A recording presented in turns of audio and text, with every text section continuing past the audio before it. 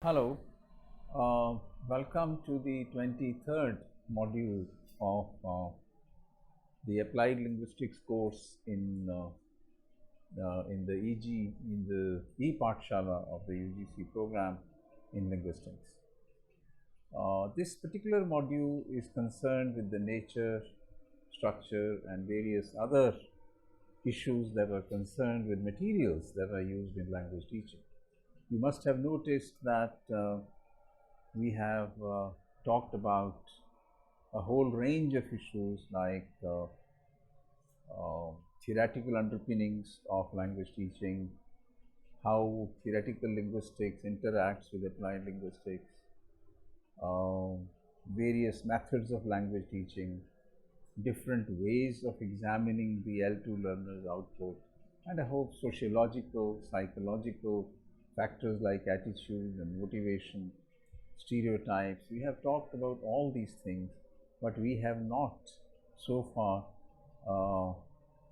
talked about the materials. In the diagram that you saw in one of the earlier modules, there was the learner and the teacher and the method, but between the teacher and the method, materials intervene. And unfortunately, materials has remained one of the most neglected aspects of language teaching. Although there are books and books produced, the point I am trying to make is that we do not pay the kind of attention that this aspect of language learning deserves. Because after all, it is the book or the cassette or the video film that you give to, or the workbook that you give to the child, that she takes home, and she interacts with the book with her friends, with her sibling, and with her parents. So it's a fairly central sort of construct in the whole process of second language acquisition. In the first language, the materials are not of such great consequence, because language is all around the child. She has a language faculty, which is shared both in the case of first language, second language. But in the case of second language, the language all around is constructed largely through the materials. Now, these all kinds of questions. What should be the nature of materials? Who should write the materials? What kind of materials they should be? Should they just be poems and short stories? What should be the model? Or which variety should be the model? Or for that matter, which model should we follow so far the pronunciation is concerned? Very important question for teachers. They keep asking British English, American English, or Indian English, which model? And this question keeps coming up in a variety of ways. And I think, the whole question of should we teach grammar or we should not teach grammar? The focus should be on content or the focus should be on grammar? These issues keep coming up. And there are several other questions. Now, materials could include not just textbooks, but also visual, auditory, or kinesthetic kind of materials, CD-ROMs, video clips, cartoon strips. All these constitute materials. For example, the language in the material world, what we technically call language in the material world, that means language which is all around you, which in the past was not even noticed. People didn't talk about that language. Language on the signboards, language on the hoardings, language in the posters, advertisements in the TV, or advertisements in the newspaper or magazines, or for example the labels on bottles and on boxes.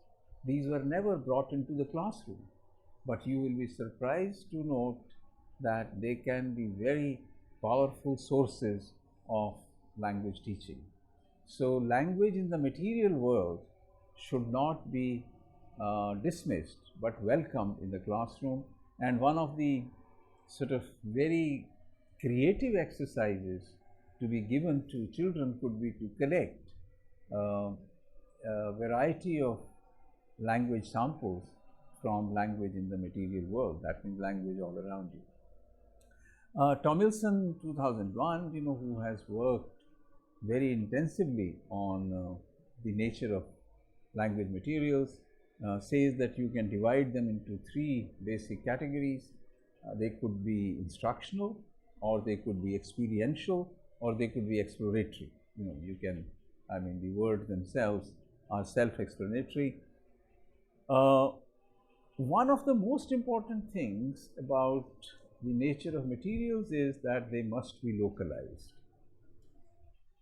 That means that if children cannot relate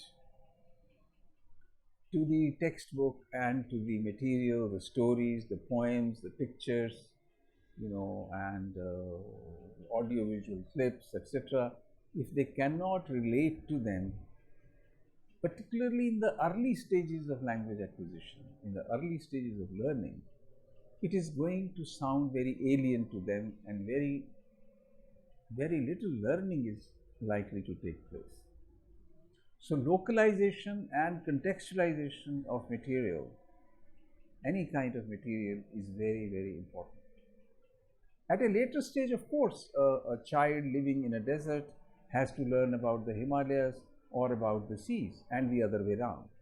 So we have to bring in all those things, but in the beginning at least, the materials must reflect the local social customs, the local cultures, the local folklore, and the local tales and local festivals. I think that will help a great deal. Now, what we have been doing generally is to sort of create a national level textbook or a state level textbook.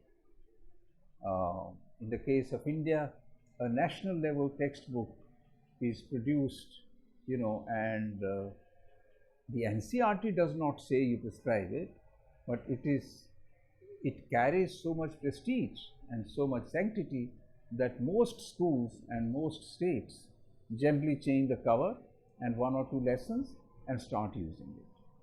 Or at best, there are huge states like Bihar and like Madhya Pradesh and Rajasthan.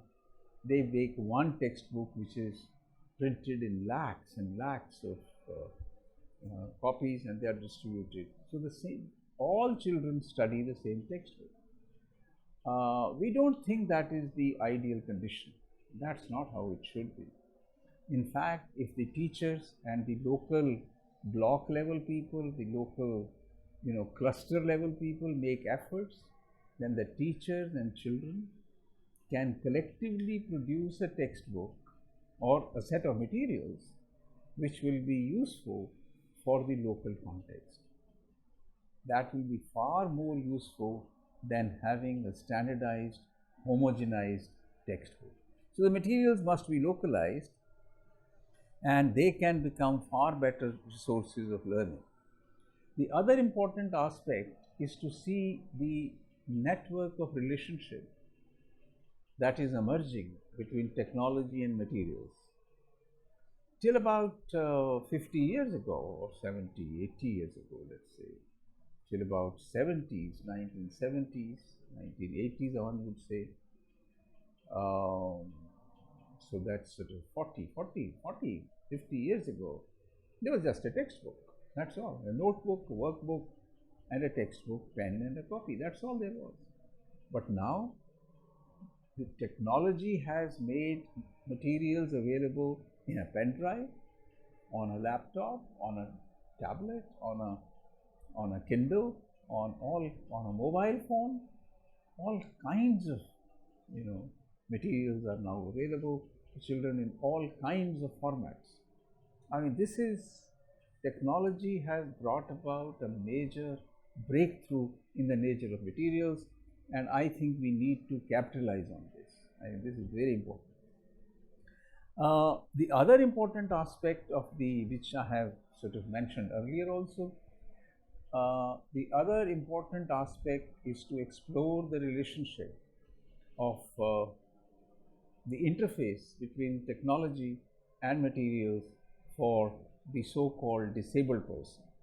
The moment you begin to see the advantage of technology for the visually impaired or hearing impaired or orthopedically impaired, you will be able to make the classroom far more inclusive than it is now. And that technology will help not only the visually impaired, but also the so-called normal child. Okay? I think it is technology which will make Braille or sign language a part of the regular curriculum of the school programs. One of the other important issues associated with the nature of materials and the production of textbooks and other materials for the class is that materials must be authentic. If you ask a group of teachers or a group of teacher trainers who are involved in book production that we need a poem for children, they'll say, oh yes, we will write a poem. We need a short story, which is sort of very small and very simple. Oh, we'll write a story. The fact is that if you expose children to contrived texts, written by unprofessional people who are not actually creative writers, you are running into trouble. I think we are all duty bound to expose children to the best of text possible by people who professionally write for children. Then you can do all kinds of things with them. You can make that a base for making every child write a poem, and then you can use that poem also as some kind of a material to move on. But a textbook in principle, teaching materials in principle, must consist of authentic text written by professional people. Also, there are various ways in which you can organize your textbook. You can organize into a series of lessons. You can organize it in terms of stories, poems and plays. You can organize it in terms of various themes, as I mentioned earlier. But the important thing is that there must be optimal exposure to all kinds of genre. There is not just a question of some stories and poems. There are dialogues, there are one-act plays, there are letters, there are essays. There are all kinds of formats of language in which you will see language, and all those kind of genre should be available to children, and that takes a lot of effort.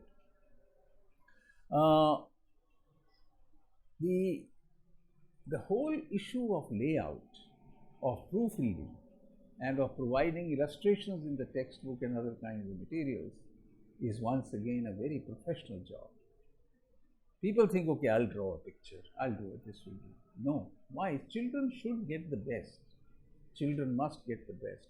And for that purpose, one would say that when you make a team of people who are going to create a textbook or who are going to prepare materials, then pull a team together of the people who will select the text and put them together and create various kinds of activities and exercises on them, which must be challenging, which must be engaging for children, must be comprehensible and not threatening for children. But along with that, in the team itself, you should have a copy editor, you should have a layout designer, and you should have an illustrator. Otherwise, the illustrator would never be able to figure out that exactly what kind of illustrations and how many illustrations are required in a particular textbook. So the whole layout, all the illustrations, whether they should be in color or they should not be in color, whether certain things can be given in Braille or not, all these decisions have to be taken. What should the cover look like? what should be the contents, how should they be illustrated. All these decisions should be taken together. So there are certain cautions while writing these materials, and these cautions are on your screen. The screen is in front of you. This slide should be on the screen. And in a country like India, which is so sensitive to a variety of religious, social, and political issues, gender issues, you should keep in mind communal harmony, scientific temper, and aesthetic and ethical aspects. You should make sure that the focus is always on message rather than on form. In particular, there should be no explicit teaching of grammar. The whole evidence of first language acquisition and second language acquisition points to one fact, that children have the potential to squeeze rules out of the data that is given to them. You don't have to teach them very explicitly. In any case, teachers and parents hardly ever know the accurate linguistic rules, the grammatical rules of a language. What they know is what is traditionally transmitted from generation to generation, and it may not always be right. Then activity designed in a way that the classroom languages are used as a resource, and we have been talking for a very long time about multilinguality being used as a resource. Then it should be context sensitive and relevance to contemporary conventions. The activity, about the activity, I think we need to say a few things. There was a time when, probably there is still a time, when people talk of activity-based joyful learning. This is a very standard phrase used in school. So if children sing and dance and play and clap and laugh, people think activity is taking place and lot of learning is taking place. Now, this is a highly misconceived understanding of an activity-based learning. Learning must be activity-based, learning must be task-based, but people play and dance and sing in the street when they are engaged in formal discourse in the school. School is a formal, structured space. There the activity must be cognitively challenging. Unless the activity makes them reflect, analyze, think, take inferences and conclude, and challenge their innate potential and the knowledge that they have already acquired, it is not a good activity. So I think this should be very, very clear. And finally, it should be, all the materials must be sensitive to gender, to marginalized communities of society, and especially for persons with disability. The focus, what kind of things it should focus on? Of course, it should focus on skills, and we have been talking skills located in a discourse, skills located in a whole text. There should be space for reflection and new ideas, focus for indigenous cultures and focus for other cultures, all that should be there. And there should be enough examples and explanations where needed. And it should discourage rote learning. It should discourage memorization of poems and memorization of rules, or even memorization of lexical items. Lexical items are learned in a context. They cannot be learned as a list of words. So if you keep all these things in mind, you can do two things. First, make a more productive, more creative use of the materials that you already have. Secondly, with the help of the community and children, you can create more innovative new materials for the children. Thank you very much.